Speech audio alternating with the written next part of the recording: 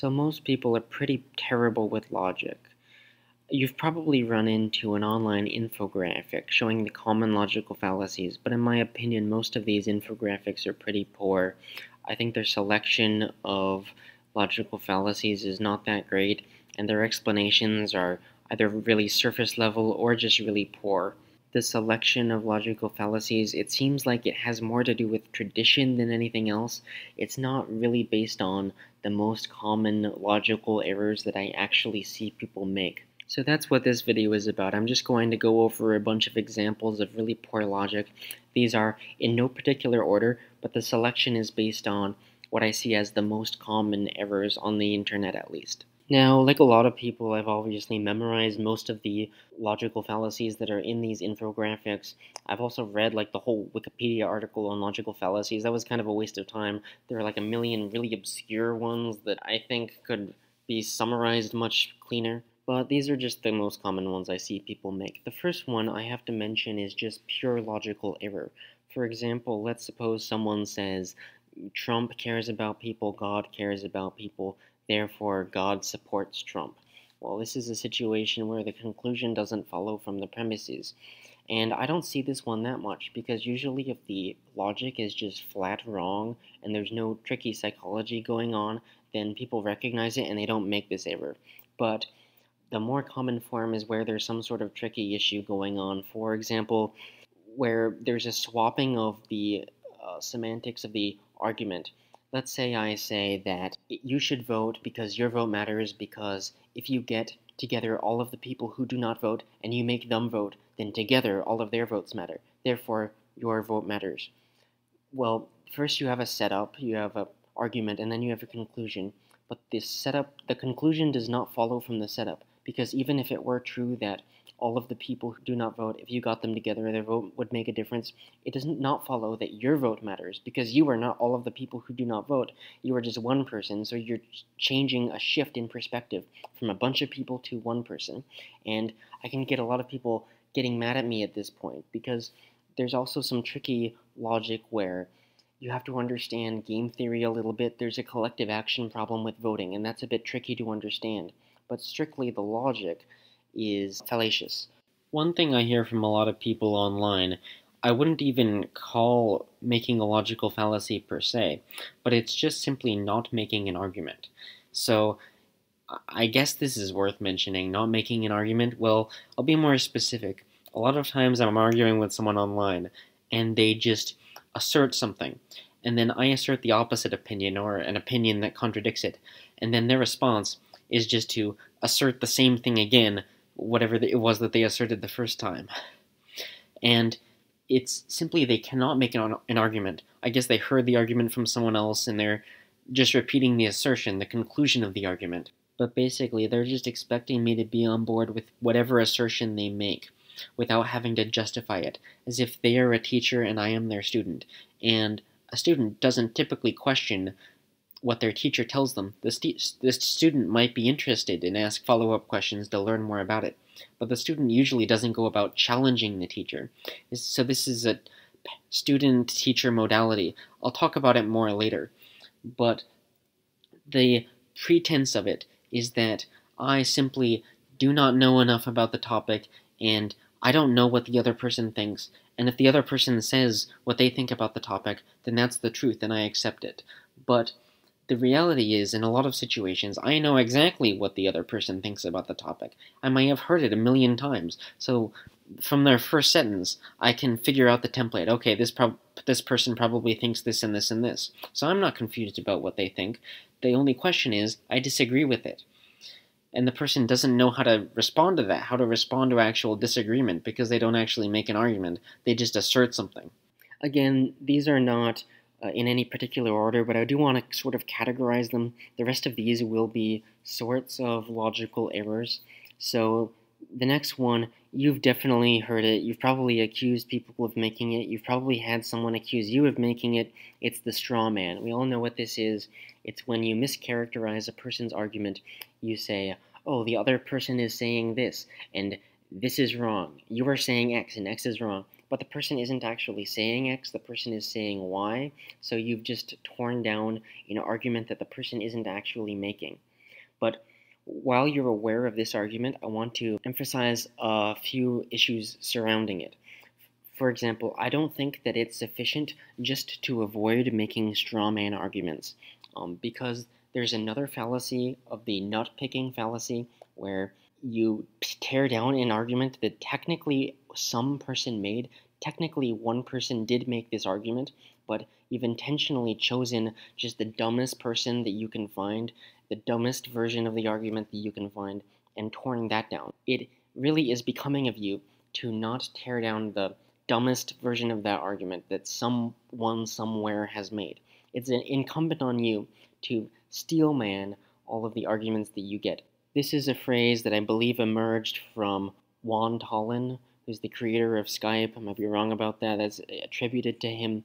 But steelmanning means that it's the opposite of strawmanning. Instead of incorrectly summarizing the other person's position, you are making the argument, but the version of it that is the strongest. Think about the logic of their argument and you think, okay, how can this argument be justified? What is the best version of this argument that I can imagine? Some people that are pretty guilty of this are lately some Twitch streamers. What they'll do is they'll play clips of people talking and then they'll give their big long takedown, this is why it's wrong, XYZ, but they play the clip and then live they pause the clip and then they respond to it 1 second later. And it's clear that they haven't stopped to think about the argument that's being made. They haven't had enough time to actually build out a steelman of the argument in their head. Because it can be a long process. It's not enough just to avoid strawmanning. First you have to steelman, but then even that isn't enough. You also have to come up with a counter-argument to the steelman, and then you need to come up with a counter-argument to the counter-argument to the steelman. So on every stage of the iteration, you need to take down your own positions. Here's why this rebuttal is wrong, here's why this rebuttal to this rebuttal is wrong, and I can have a full-fledged debate in my head between two positions where you go several layers deep. And it will take at least like 20 seconds to go through all of the iterations of the various different arguments. So it's a difficulty in having a debate live.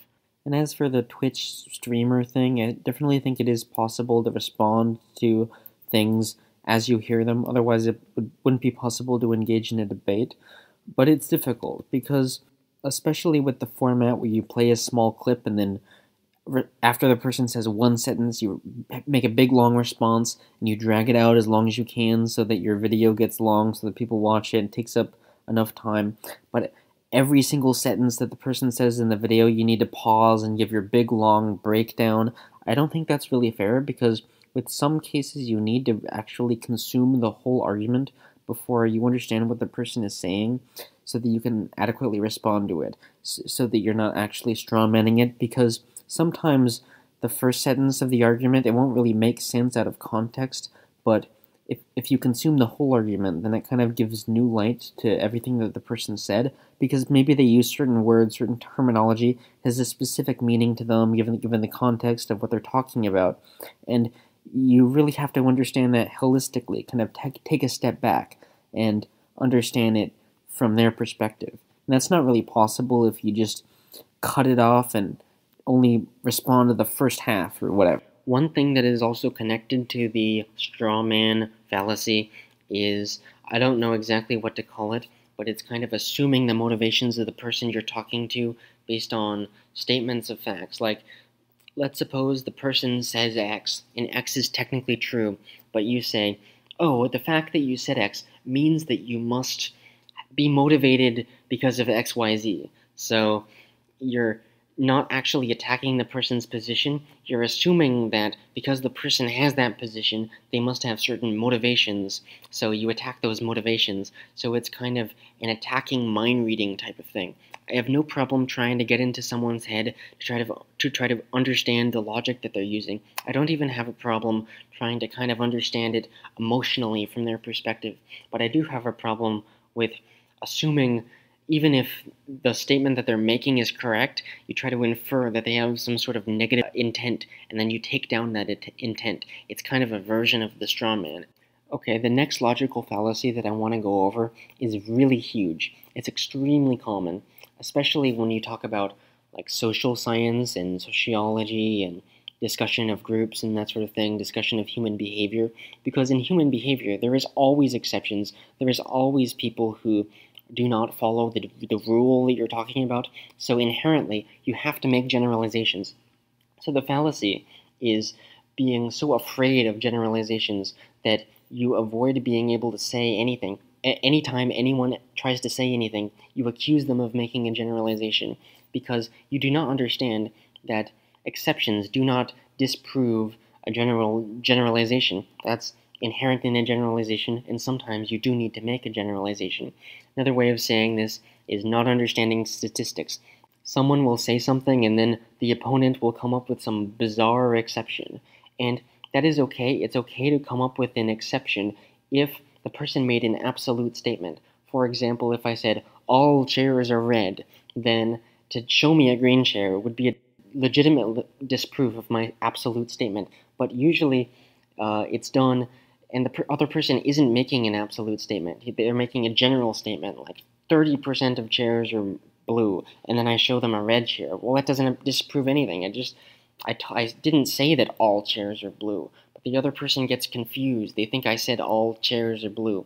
And this kind of ties in, I think, with assuming the person's motivations. Because if I say most chairs are blue or something like that, you assume that I'm making some sort of statement like I can judge every chair like it's blue. But no, it's just a generalization. You have to do that sometimes. So I call this just not understanding statistics. And there are some legitimate like statements that Nassim Nicholas Taleb makes about criticizing statistics. Those don't really apply here. I'm just talking about the general trend where people come up with some bizarre, it's cherry picking essentially. You want to make an argument and you just cherry pick specific examples as if it disproves the general premise. The next fallacy, I'm also not sure what to call it, but it's very common. It's, I guess you could say, not understanding the nature of comparison. I need to attack someone called Scott Adams. You've probably heard of Scott Adams, creator of Dilbert, and he goes so far as to say that analogies are just, in general, they're bad, and they're bad ways of thinking, and that you shouldn't use analogies, you should use first principles. Now, I have no problem with first principles, but I also have no problem with using analogies. I think that analogies are very appropriate in many situations. The problem is that most people are really incompetent about using analogies, and more so, most people are really incompetent about critiquing analogies. So it is very common for someone to accuse you of making a false equivalency when the person is actually not understanding the comparison that you're making, so in fact you are not making a false equivalency. There's this tendency that when you compare two things, you are saying that everything about thing A is the same as everything about thing B. But that's not the case. Let's say I argue, oh, Napoleon was like Hitler because Napoleon invaded Russia in winter, Hitler also invaded Russia in winter, so in that way they are alike. Well, you might come back at that saying, no, that's not fair. It's not fair to compare Napoleon to Hitler. Napoleon is not like Hitler. Well, that might be true, but I'm not saying that everything about Napoleon is the same as everything about Hitler. I'm comparing just one specific aspect of Napoleon, the fact that they both invaded Russia in winter. So it is a valid comparison, so long as we restrict the conclusions that we draw from that comparison to the relevant things being compared. So I read Scott Adams' book, and in the book he gave the example of the fact that he loves his wife and he also loves his dog, but it would be not valid to say that to accuse him of comparing his wife to his dog, because he's not comparing his wife to his dog. But I think Scott is wrong here. He is comparing his wife to his dog, and he is correct. In this analogy, his wife is like a dog. But when I say that, people will freak out. You can't say a wife is like a dog. That's unfair. Are you calling her a bitch? What are you calling her? Well, that's the reason people say that is because they're kind of assuming your motivations. They're assuming that you are arguing that everything about a wife is like everything like a dog, and so that is an unfair comparison. But no, they're only similar in one specific aspect, that he loves both of them. So when people make analogies, most people are really terrible at teasing out what is being said by the making of the analogy. This is why maybe you might want to avoid analogies altogether, but I don't want to do that. I like analogies. The thing is, you just have to realize the extent to which the analogy is correct and the extent of what is being compared in the analogy. Not everything in thing A, not everything in thing B, just one property of thing A, one property of thing B.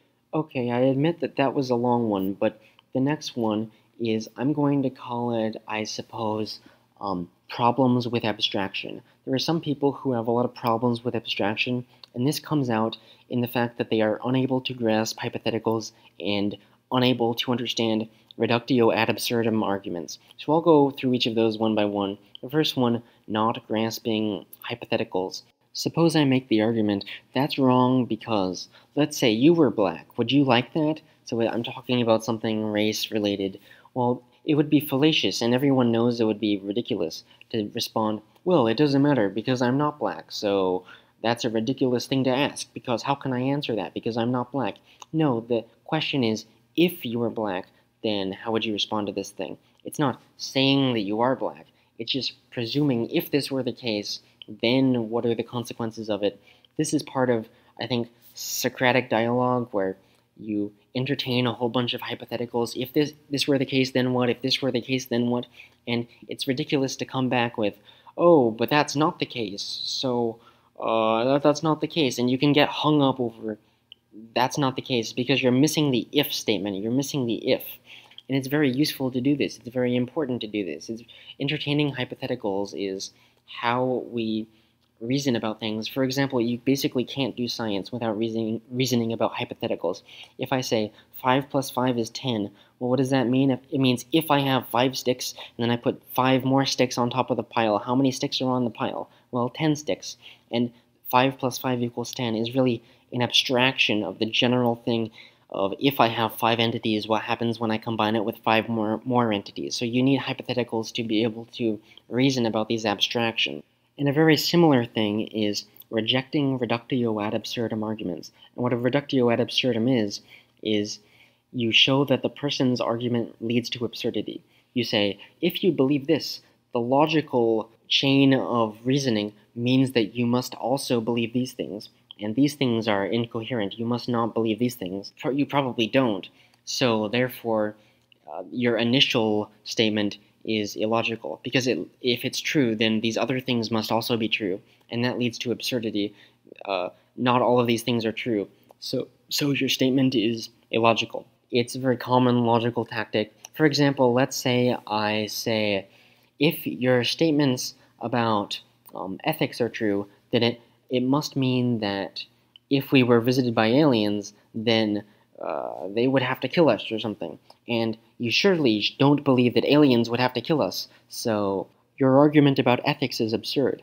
And it would be not fair for that person to come back with, what, you're saying that aliens exist? Your statements are ridiculous. No, that's a logical issue. I'm not saying that I think that aliens exist. I'm saying that if you say X, then it leads to the conclusion of XYZ. So I'm saying that you think XYZ, not that I think it, but the person is confused. The person is thinking that I think it. You can see how this is kind of ties into having problems with hypotheticals. It's having problems with abstraction. Okay, the next thing I want to go over is a not really bad logic. It's just a kind of bad rhetorical tactic where you say, oh, person X thinks such and such, and then you don't actually explain why such and such is wrong. You just state that they believe it in a tone that implies that it's self-evident that the person is stupid because they believe that. You're assuming that when your audience hears that, they know immediately that it's self-evident that that thing is stupid, so they're going to have a certain opinion of that person. But you're not actually doing the hard work of explaining why that thing is stupid. You have to entertain all possibilities, no matter how ridiculous an argument may seem. You have to keep an open mind. Maybe it's logical, but it's a sort of posturing move to say, oh, it's just so self-evident that's stupid. I can understand you don't want to waste your time with arguments that are so clearly stupid, but I don't know. I think if an argument is just clearly stupid, then it doesn't take a lot of time to explain why, so it's just a kind of posturing move. You're kind of assuming that your audience already believes what you believe about certain issues. I don't know, maybe I just experience this a lot because I live in a city where a lot of people really agree about politics, so they kind of speak to their audience assuming that their audience already has specific inclinations. But beyond that, I also think it's kind of a strategic move where by doing that, you're creating a new frame. You're stating, oh, the normal opinion is to think this. So anyone who disagrees with that frame is fringe because you're kind of moving what you think is the average audience is.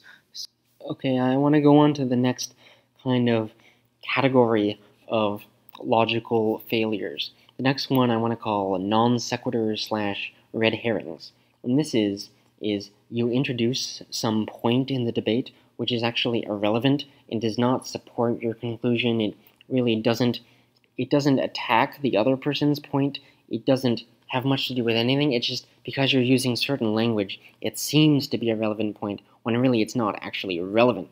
So a very common example of this you've probably heard is whataboutism, where someone says something that is an argument, and the other person says, well, what about X? And X doesn't actually disprove the argument, it's just bringing up the topic like it's implied that it disproves the argument, but it doesn't actually disprove it. Or it's a form of red herring in the truest form. The person says something and you're about, what about X? And something that often dovetails with this is accusations of hypocrisy, where the person says something and you respond with, well, the thing is, you're a hypocrite because you said this, but in your actions, you do something different, or you said something else last week, so that means that it's wrong. Well, no, that's actually a fallacy. It's a fallacy to say that because the other person is a hypocrite, they are necessarily wrong. Sometimes hypocrites are right. Now, if you contradict yourself all of the time, then not all of your statements can be right, because by definition you contradict yourself. That doesn't mean that the statement they're making right now is incorrect. It could be that they were incorrect the last thing they said, and now they're correct, but they don't actually live out these principles in their everyday life. But to point that out, it's just attacking their character. It's not actually attacking their argument, which may well be correct. One version of this I see is say when a capitalist will attack a socialist, oh, yeah, I'm sure you wrote this critique of capitalism on your iPad or whatever, so aren't you supporting Apple? Aren't you supporting a capitalist institution? Well, that's not fair because you need to thrive in the society you live in, and you can still advocate to change it. But I'm not taking one political side on this. Because I can make the flip side argument with, say, those same socialists who say what I just said. They go around and they say, criticize Ayn Rand. And they say, don't you know Ayn Rand, in the last moments of her life, she took Social Security. So doesn't that mean she's a hypocrite? Well, no, because I'm sure if Ayn Rand had the choice, she would have made government not have Social Security at all. I don't know that. I'm just assuming based on her philosophy that she would prefer that Social Security doesn't exist. But it's not her job to reject Social Security personally. She's talking on the level of society, on the level of government, that they shouldn't have this program. If someone gives her stuff, it's not her job to reject that, because there's a certain collective action problem.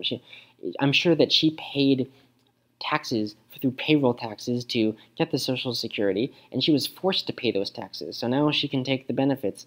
So it's ridiculous. Now she shouldn't take the benefits, but she was forced to pay the taxes. I'm sure she would prefer to not be forced to pay the taxes. The accusations of hypocrisy really don't make any sense.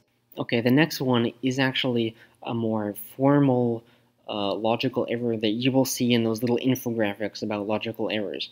And this is not that common in, I would say, more professional, quote-unquote, logical people or debaters, because they all read the common fallacies, they're all aware of this issue. But this is very common among, you're arguing with your grandma, no offense, grandma, I'm not talking about you, I'm just talking a general statement. If you're arguing with a layman, they'll resort to this, and that's an argument from incredulity, where you say something and the other person responds, whoa, you can't possibly believe that.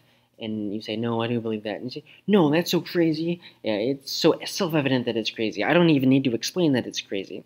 But no, you do need to explain that it's crazy. And I kind of understand why people do this, because the average person maybe does not have the time to logically go over meticulously everything that they believe. They sort of rely on culture to impart them with basic constructs. The average person does not have time to study logic, doesn't have time to go over meticulously exactly why the ethics of what their beliefs are what they are, and if they did, maybe they might make some errors. They have a bunch of beliefs, and the fact that you can't, with logic, support those beliefs doesn't mean that those beliefs are incorrect. It just means that you can't make a logical argument for those beliefs. So I understand why people do this. An argument from incredulity is kind of an escape hatch. It's a way to avoid actually make a larger logical argument of the things that you believe. But it is still an escape hatch. It is bad logic. It's not a logical thing. It doesn't make sense. It's not an argument. Okay, this next thing is also very famous. You've probably heard about it. It is the ad hominem. And I have to bring up the ad hominem. The thing about it is that, unlike these other fallacies, it is so extremely common that arguments that involve the ad hominem are actually the norm, that they make up the vast majority of arguments.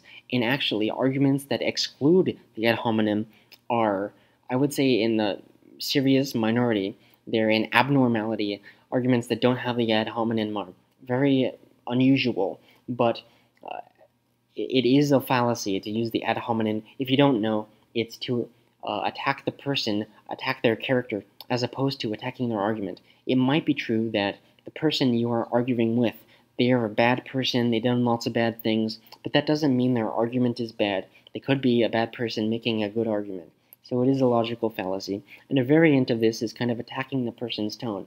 Oh, I don't like your tone. Now, you should have a good tone. And maybe if the person's being super rude to you, then you can bring up their tone, but it should not be a substitute for an actual argument. You should bring up their tone and then say, okay, here's why you're actually wrong. If you're just bringing up their tone as a reason they're wrong, it doesn't make sense. And especially if you're just attacking them as a reason they're wrong, then it doesn't make sense. And I understand maybe most arguments are not intended as a formal logical argument.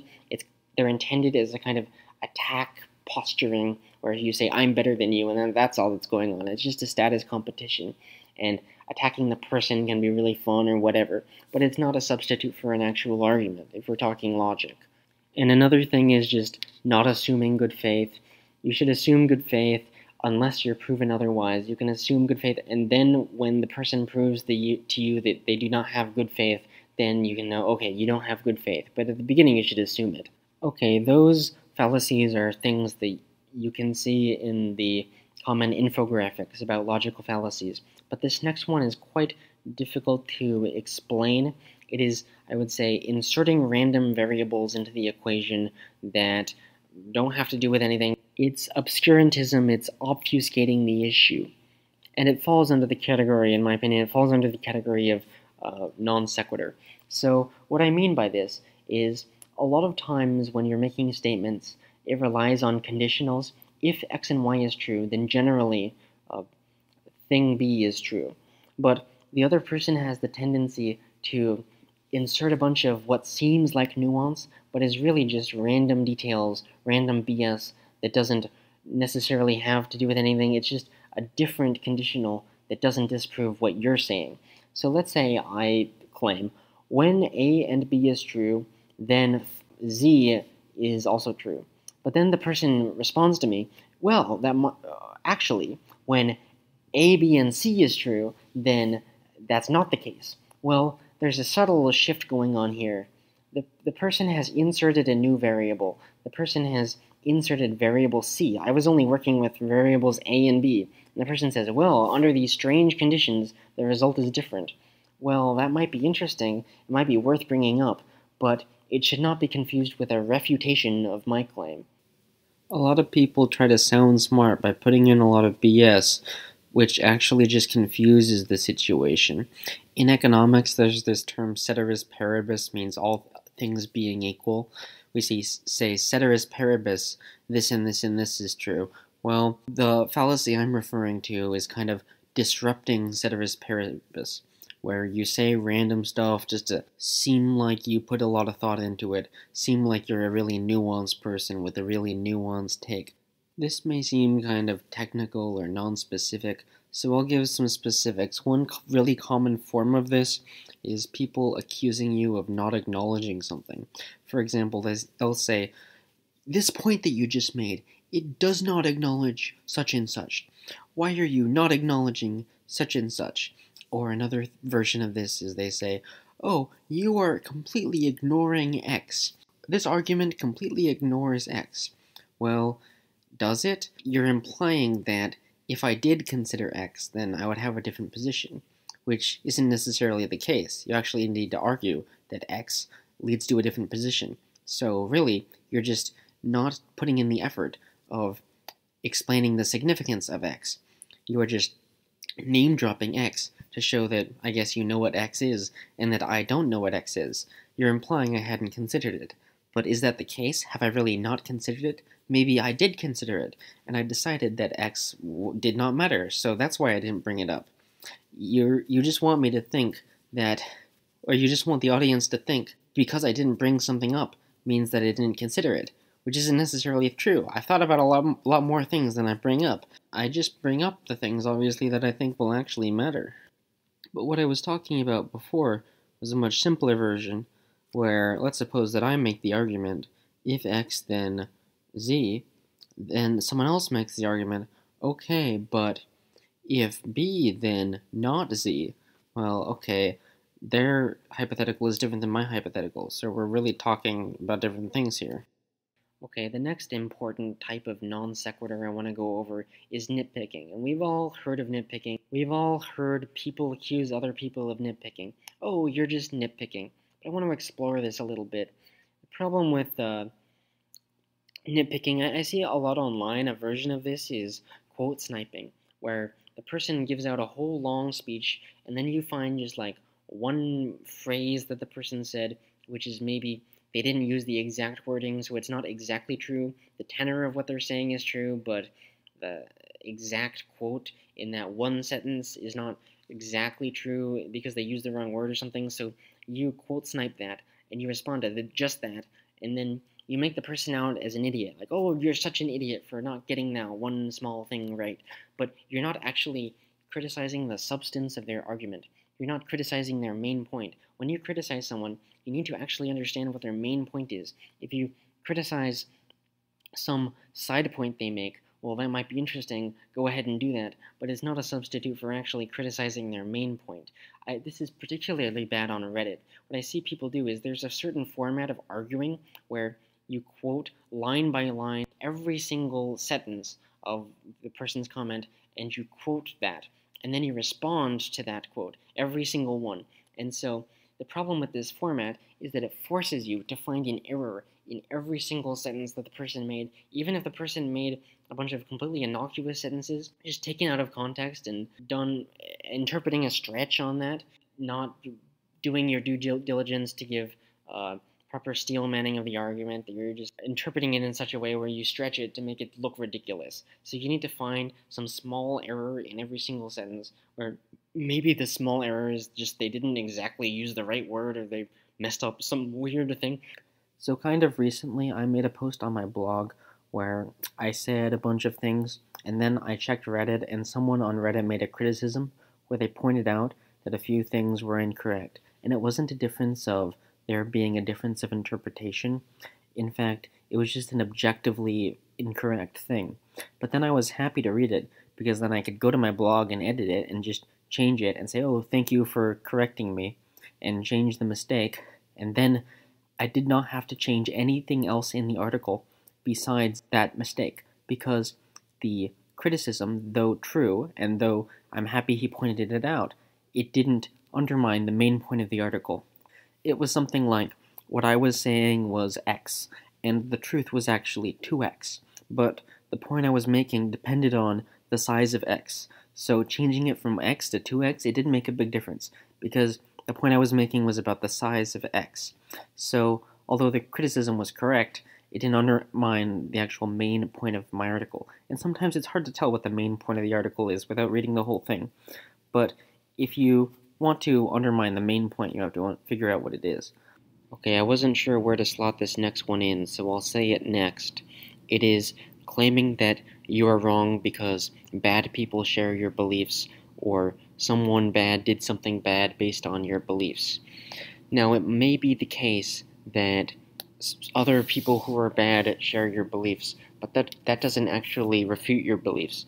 I guess another way of saying that is guilt by association, except guilt by association is more the idea that if you talk to someone bad, then that means that you are bad. That's also logically fallacious. But a similar phenomenon is saying people who are bad share similar views to you. That means you are bad. And that's wrong, because just because the people are bad, first of all, doesn't mean their beliefs are bad. And also, even if those other people's beliefs are bad, why do you even have to bring them up? Because if your beliefs are bad, you should just be able to critique the person's beliefs directly. It's pointless to try to do this roundabout thing where you critique their beliefs indirectly by critiquing the beliefs of people like with similar beliefs to you. Because if those other people's beliefs are bad, and they're sufficiently similar, then your beliefs should also be bad. So why not just critique your beliefs directly? Why do you have to critique someone else? They might have slightly different beliefs, mostly similar but slightly different, that make their beliefs bad and your beliefs good. And a very common instantiation of this is not even to critique the beliefs of someone else. It is to say, this other person who has similar beliefs to you, they did something bad. Therefore, it's self-evident that you were bad. This gets linked up with guilt by association. You can say, oh, don't you know that this terrible person, they once listened to a speech that you gave, so therefore you're bad. Well, when you say that, you're kind of implying that the person did something bad directly because of you. And maybe that's the case. Maybe the person said, go shoot someone, and then the other person goes shoot someone. In that case, you can draw a pretty clear parallel. You said go shoot someone and they shot someone, but if it's an unclear parallel, it's really lazy to just say, oh, someone else acted on your beliefs. You don't know that they acted on the person's beliefs. They might have acted on completely different beliefs. They just watched the speech just to see how it was, just to get a diverse perspective or whatever. And even if they were ideologically similar, maybe they misinterpreted the person's beliefs. And that's not completely your fault. It's maybe your fault that you didn't clarify your beliefs completely, but I think that's a cheap way to attack someone, to say that they didn't clarify their beliefs, that everyone could understand it. Not everyone is going to understand your beliefs, and therefore, when you say something, you're only responsible for what you actually said, not other people's misinterpretation of what you said, not one of your fans' straw man of what you said that caused them to do something negative.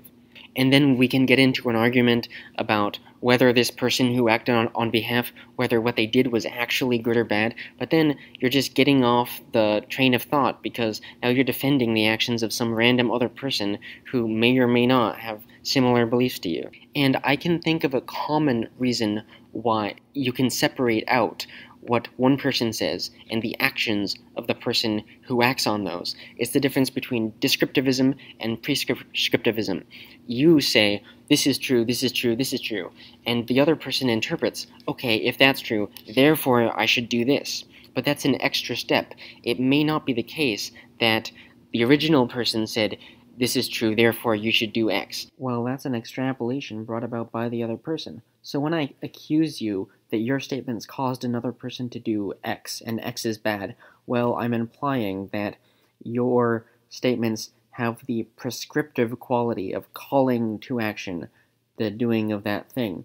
And that's not fair. We can agree on what the truth is while disagreeing on what to do based on that.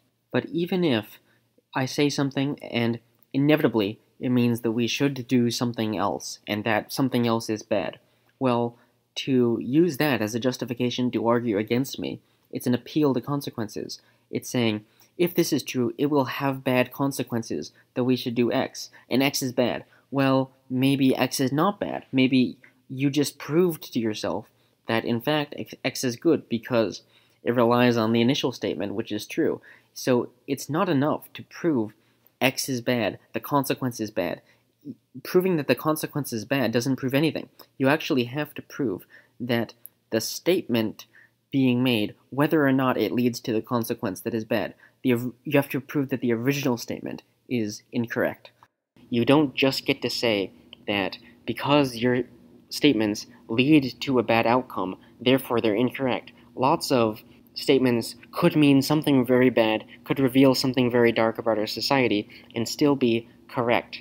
Oftentimes when people do this, they make the extra logical leap of saying, if X is true, then it means that we should do Y, and we should not do Y, therefore X is false. But in saying that, you are making a logical leap to, if X is true, then we should do Y. Well, did the original person say that? If the original person said, we should do Y, then go ahead, criticize Y. But if the original person just said X, you shouldn't extrapolate, oh, that means he said we should do Y. Maybe you extrapolated that, but that's something in your mind that you can't see any other consequence of X. You're not thinking about it, you're not being creative enough that there are other alternatives besides Y. So you're projecting your opinion onto them. You're thinking that they're implying Y when they say X, which may not be the case. It may be the case a lot of times, but you're trying to try to read their mind, read into their motivations, which is a common problem I think I already went over, trying to read into the mind of the person who's speaking, figuring out what their motivations are, what are the actionable things they actually want to do based on what they're saying. Okay, I hope I'm not repeating myself with these, but I want to move on to the third category of, just a broad category of mistakes, logical mistakes, that is semantic errors. And this is cases where the logical error is hidden or obscured or part of the specifics of the words that you're using and the particularities of the language that you're using. One example of this is extremely vague BS kind of corporate speak. You know exactly what I'm talking about. This kind of thing that you see a lot in academia or corporations and that sort of thing, where people don't actually have anything to say because they don't want to commit to any strong statements, they don't want to commit to any strong opinions, so what they do is they use this incredibly vague, say-nothing word and terminology and this really broad BS, who knows what they're really saying stuff that just sounds good. And you hear this a lot. It's kind of corporate speak, BS speak. Politicians say this a lot too. At least most politicians do this quite a lot. Something that's connected to this that is also worth mentioning is where you go on and on and on and on just to kind of intentionally confuse someone and lose half of your audience, because half of your audience is just going to get bored and zone out and not recognize the mistake that you made. So let's say you write like a whole book and you hide one mistake halfway into the book, but the core message of your book is based on that one statement. Well, you're depending on your audience to read half the book to get to the mistake, and by that time they may be so bored they won't notice that you actually made the mistake, so you can get away with making the mistake. This is kind of common. Stefan Molyneux used to be quite popular, and he had the tendency to do this a lot, to be honest, because he would put out these hour-long, 2-hour-long videos. He goes on and on and on and on and on, and he hides the mistake that is a logical error like halfway into the video, and he's using all these complex language and vague and really specific terminology, really complicated rhetoric, so it's kind of complicated to figure out what he's saying anyway, and then the mistake is like 30 minutes into the video. And also he has the tendency that videos build off of each other, so one video will build off the mistake of the previous video, and when you watch a recent video, then he's built up this whole worldview based on a whole litany of mistakes that he made a bunch of videos back through 50 videos. So how are you going to be able to argue against him when you don't even know what he's thinking? Because to figure that out, you have to watch 30 minutes of 50 videos. Most people who don't have the time to do that, the people who are willing to do that are in the process, they're going to get bought into his ideology. Now I want to get into more language-specific mistakes.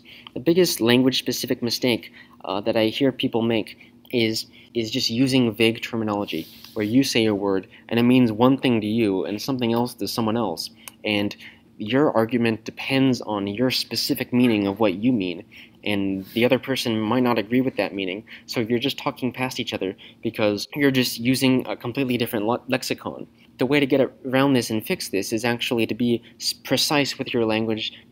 Whenever you use a word that's maybe vague, you kind of define or encapsulate exactly what you mean by that word. For example, if my whole argument rests on the idea of freedom, if I just say freedom as an off comment, it may not be a big deal. But if the whole argument is based on freedom, then the burden is on me to describe actually what I mean by freedom. Why not use just the dictionary definition? Well, this isn't necessarily good in all situations because the dictionary definition is intentionally kind of vague in order to include everyone's kind of different interpretation of the word. So as part of doing philosophy and formal logic, you actually need to be precise about what you mean.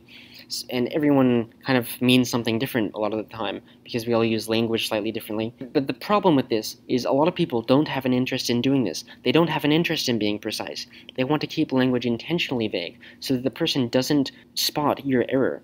You can use a word and it has a definition that's specific to you, but you don't state explicitly the kind of definition you're using. You're just stated as if it's presumed that that's the definition that everyone is going with, just trying to force it as a default, that it's assumed that that's what everyone means. This is doing a disservice to the person you're debating with, because now they have to figure out what you mean by the word and try to spot the error in that, as opposed to trying to make sense of the argument in other ways. It's just more work for them. Truly smart people care a lot about the definitions, the precise definitions of the words that they're using. And less intelligent people will accuse you of making a semantic argument when it really matters the definitions of the words that you're using. Now, I do sometimes accuse people of making semantic arguments, but when I do that, what I'm accusing them of doing is using the manipulative uses of language that I'm describing here. So back to vague categories. There's a certain phenomenon where you use a category that has a theoretical, perfect meaning, but it doesn't actually connect to anything in the real world. For example, if I say 2 plus 2 equals 4, then that actually does connect to things in the real world. Because hypothetically, if I put 2 sticks somewhere and I put 2 sticks on top of it, then the pile has 4 sticks. Frequently, people have the tendency to use terms where it's hard to say exactly what in the real world they're talking about. This isn't a problem with abstraction. I understand that you have to use abstraction a lot. It's a very useful tool. In this video, I talked about how abstraction is such a useful tool. But the problem is when people use a category which they're trying to pass off as an abstraction, but really it just means nothing. For example, let's say, oh, I like communism. So then I give my definition of communism, and I should be able to ask, okay, what is an example of something communist that you actually like? And the person should be able to give me an answer. Oh, I like exactly this type of thing. This is communism. Being able to give examples of something is useful because it gives information about what the person is actually talking about. If you can't give any actual examples, then you're probably talking about a completely hypothetical, kind of made-up category. For example, I'm not such a fan of the word gender. I mean, I use gender, I'm okay with using gender, but only as just kind of a synonym for sex. I'm not a fan of the idea of gender as a completely separate category from sex, because then it's kind of unclear what people mean, where gender is kind of this vague social construction, it's whatever people say it is. And the thing that people tell me, they always have some sort of explanation for what they mean by these vague terms, but the explanations, if you peel out the layers, they turn out to be kind of BS. So indulge me in my example. I think that sex is obviously a real thing, but with gender, they say, okay, sex is the biology, it's the hardware, it's your body, but gender, it's how you behave, it's the software. But then, if you try to peel the layers off that, it doesn't really make sense. Isn't what you behave, isn't that largely genetic? Isn't personality largely genetically determined? And doesn't personality just emanate from the brain? Isn't our behavior just emanate from the brain? And they can respond by just saying, okay, that's true, but that would be still considered a part of sex. Gender is specifically the part of behavior, this behavioral phenomenon that emerges from society and society's understanding of sex. And so gender is specifically the part of behavior that is only linked to society. But now you're already getting into strange territory. You're starting this weird decoupling where you talk about behavior, but you're not exactly sure which parts are from the biology and which parts are from society, and you're trying to decouple these things which are inherently coupled. Behavior is inherently part biological, part societal, and the attempt to completely divide them and slice a divide through these concepts, it's a contrived category. It's not something that actually exists in real life. Gender, as a purely isolated thing from biology doesn't really exist in real life. You can't actually isolate it from biology because it's inherently linked to biology.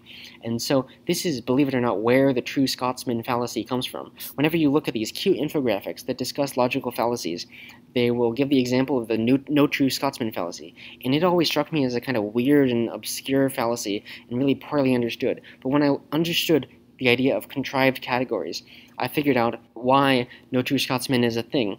It's kind of, no true Scotsman is when you create a category that intentionally excludes any counterexamples of whatever point you happen to be trying to prove.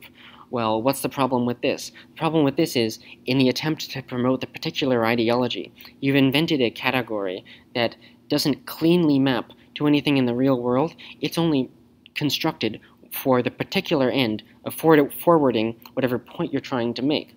So the point that you're trying to make is technically correct, maybe in theory, but it doesn't actually say much because you're just making a semantic kind of circular argument. And I might as well bring up, this isn't inherently just a semantic fallacy, but it's just a fallacy in general. It is smuggling implicit assumptions. So when you come to a debate, there are certain things that you think everyone knows, and it's just implied that everyone knows, so you don't make a point to argue them, you just argue as if the thing was already proved. This is smuggling implicit assumptions. But the most clever way this is done is actually through language, in your use of specific words. Because when you say a specific word, you will say the word as if certain facts about that noun or facts about that word are already assumed. I can't actually give an example to prove that I'm not talking BS, but I always hesitate to give examples, even though it's my own advice in this video to give examples as much as possible, because every time I give an example, I have to say a situation where someone uses bad logic, and preferably a real example where someone in real life used bad logic, because it's actually connected to reality. It's showing that what I'm describing is actually a real thing. I think that's better, as opposed to using some toy example that's really abstracted and unclear how this connects to things that people actually say. But the problem is, every time I give an example, people who disagree with the point I'm trying to make and think that it actually isn't bad logic, it is good logic, they're going to disagree with me and they're going to get lost. But in spite of that, I'm going to give an example of this type of thing. I think with the term hate speech, for example, whenever you say hate speech, it kind of implies that you don't think hate speech is free speech. That's why you're using the term hate speech. You're using a separate category. You're saying this is hate speech, not free speech. Now, that might be false. You might be someone who thinks that hate speech is still free speech, but it's worth having a separate category just so that we can distinguish certain types of free speech. But most people who use the term hate speech don't think that, and this is the case actually because people just get confused.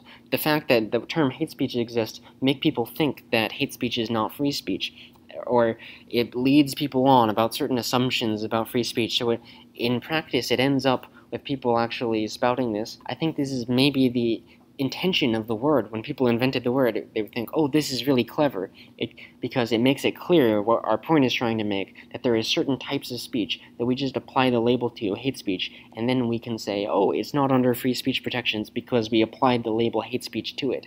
So it's like they are non-overlapping pie charts. And I can go further. There are certain terms that just the mere use of the term implies that you have a certain political orientation, because maybe the word is used more in certain contexts than others, it's used by certain people on certain side of the political spectrum than others, it's used by certain communities that came out with these words, a certain lexicon to talk about what they're saying. I have no problem with kind of specialized lexicon. Like if you study physics, then of course you're going to have advanced lexicon to describe physical concepts, but the thing that makes that okay is that with physics, you always have to test your hypotheses against reality so that you know that the concepts you're describing are not BS, are actually true. I'm sure we're all aware of social science departments. They get really inbred, and they use really complicated terminology. And you might think, oh, what's wrong with that? Using complicated terminology allows you to condense certain concepts. But the problem is, they would get what I am describing as inbred, which means that you write papers based on papers, based on papers, based on papers, but nowhere in that process, in that chain of influences, is they're an actual test against reality. A test, is this actually true? So over time, you get more deep and deep and deep into the thought process, and the words get more esoteric, but the words don't actually pertain to anything in the real world. So you have to watch out for that in the social sciences. And more on the thing I was talking about earlier, with certain words implying that you have certain opinions. This is what I would call politically loaded terminology. A lot of the concepts that I'm describing in this video under semantic activism, I actually have a post on my blog called Semantic Activism where I give a bunch of examples of politically loaded terminology if you go to that section. Politically loaded terminology is just terminology that implies certain assumptions because it was created in a context where certain ideas were already implied and believed by all of the people that were involved. Before I move on from semantics, I want to talk about a trickier use of semantics, which is a bait and switch. This is kind of modem Bailey. If you think of the modem Bailey fallacy, it's really just a fancy way of saying a bait and switch, where you have two different kind of definitions for the word, and throughout most of the conversation, you're implying one definition, the more common definition, and then later you spring out and reveal that, in fact, the definition that everyone thought you were using, thought you were going with, is actually different than the definition that you're using. So maybe you have a broad definition and a very narrow definition, and you use the broad definition when it suits you to label things, so whatever negative terminology you want to label them, but then you swing out the narrow definition when you want to add the extra punch, when you want to rope everything in as being the thing you want to describe it, you use the broad definition, but when you need to really add punch to your accusation, you kind of imply the narrow definition, which maybe is what everyone was already assuming anyway. So now, moving on away from semantic errors, this last category is just a kind of miscellaneous loose connection of one or two things that I see a lot. I'm going to call it new versus old territory. And the first example is when someone says, "We already know this, you aren't contributing anything new to the conversation," when in fact you are contributing new to the conversation. What made me think of this is I watched the Portal episode. For the Portal podcast, there was an episode, very interesting, between Eric Weinstein, Brett Weinstein. They were brothers, they were having a conversation, and the thesis was that the brother got cheated out of one of his accomplishments, so he did not get recognition for his accomplishments. And they were talking all about this discovery that he had figured out. "Oh, I figured out that rats have this issue that makes them not work so well as experimental subjects and such and such." And it was very specific. It was a very interesting thing that he had discovered. But then I went on to the comments of a forum, and someone was criticizing the episode. "Oh, we've known for a long time that rats were not perfect experimental subjects. We always know that. You aren't bringing anything new to the conversation." And I just find that such BS. He was bringing something new to the conversation because he was not making the general statement that rats are bad. Because he was making a very specific statement, rats are bad to experiment on for this specific reason. And that's a completely valid thing to talk about, to bring up. He was advancing the frontier of knowledge about experiments and experimental subjects. What you were trying to do is you're trying to take this much broader statement that rats are bad generally, and you're just implying that's all he was saying. That's not all he was saying. When you criticize something for being unoriginal, you're probably misinterpreting. I shouldn't say probably, but a lot of the time people misinterpret what you're actually saying as being broader or different than what you're saying, so that it looks unoriginal. A lot of time it actually is. You have to be careful about what actually the person is saying that is new. And to figure that out, you need to figure out exactly what they're saying. It's a very lazy form of criticism to say, "Oh, we already know this."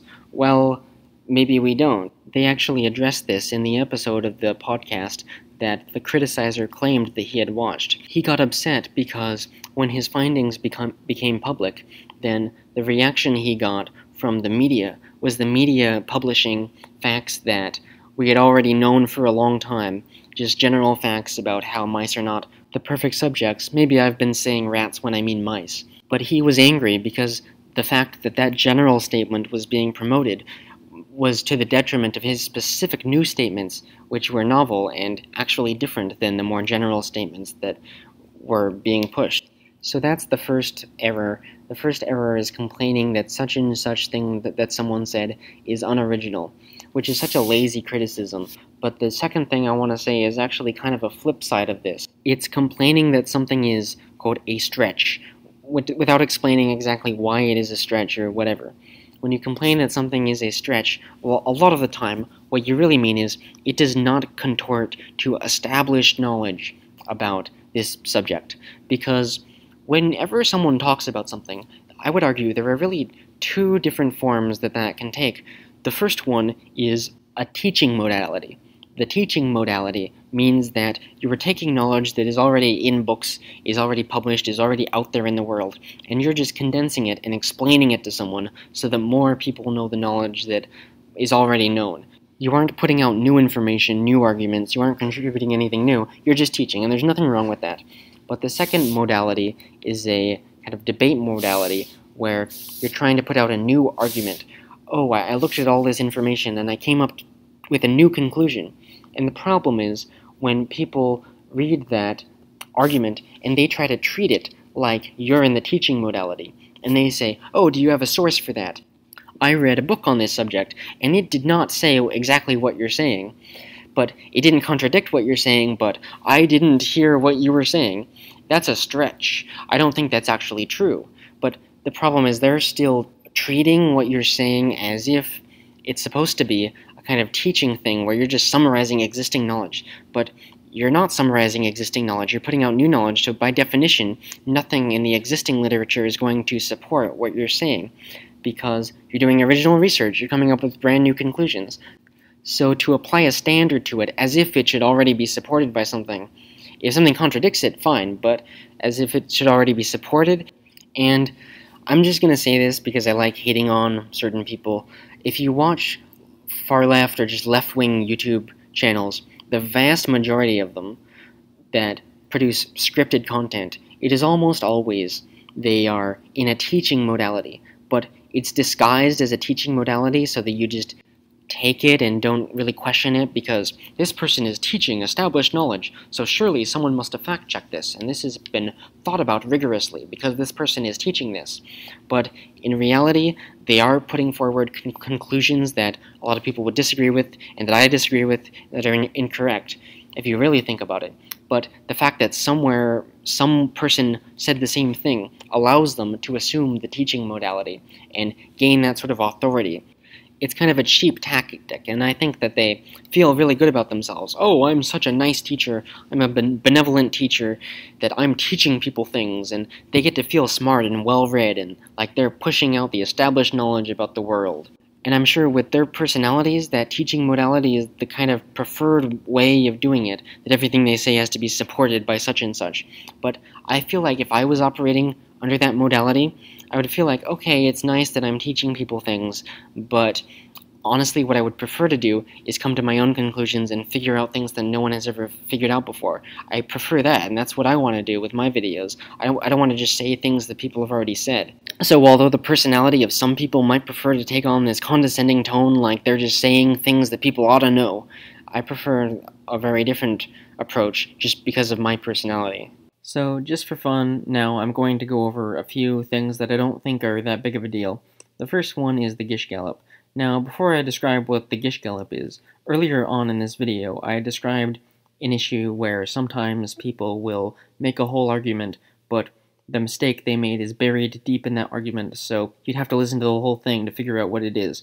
This is not like that. It's kind of the opposite, where the opponent makes a lot of very dense errors, and their argument is very dense with errors, but each one of the errors would hypothetically take a little while to describe why it is an error, so it would take longer to debunk the other person than it would for them to make their original argument. So it's essentially it's a debate tactic where the other person says so many things so quickly that they waste your time, if only accidentally.